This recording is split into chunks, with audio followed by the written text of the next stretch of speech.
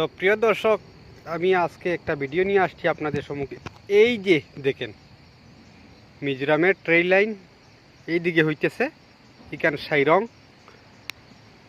এই জায়গাটির নাম হলো সাইরং। দেখেন এই যে ফিলারটি, এই ফিলারটির হাইট কতটুকু হবো একটু অনুমান করে আমাদেরকে কমেন্টের মাধ্যমে বলবেন। মানে আমি তো ভাবি আর হয়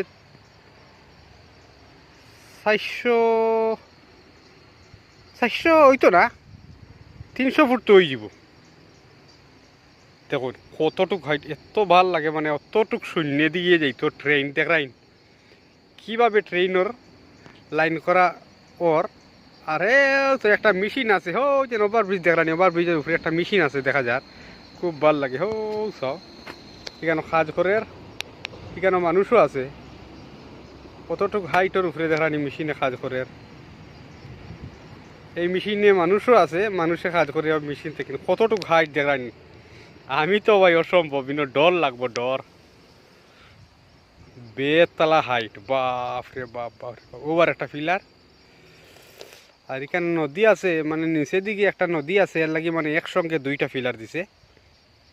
দো ফিলারের মধ্যে দিকে মানে নদীটা যাইব। এখন নদী তো জল শুকনা, উপরে বাঁধ দিয়া রাখছে তারা। আর দেখুন কতটুক হাইটের উপরে দিয়ে মানে ট্রেন যাইতো। আমি তো হয় মানুষের ট্রেন যে সময় চড়িব তখনও ভয় লাগবো, ডরাইলিব অবস্থা। কতটুক হাইটের দিকে যেত। আর এইদিকে ঢুকবো, ও পাড়ার ওইদিকে আমি দেখাইতে পারি আর নাও, ওদিকে মাটির নিচে দিয়ে ঢুকবো। ঢুকিয়ে গিয়েও হসাইতে সামনে আমি আবার ক্যামেরা করবো, মানে এদিক থেকে আইব, আইয়া ওদিকে ঢুকি যাব, এইদিকে ঢুকি যাব, ওদিকে মাটির নিচে ঢুকিয়া আরও ওদিকে গিয়া মানে আরও রাস্তা আছে, ওদিকে বাইরে।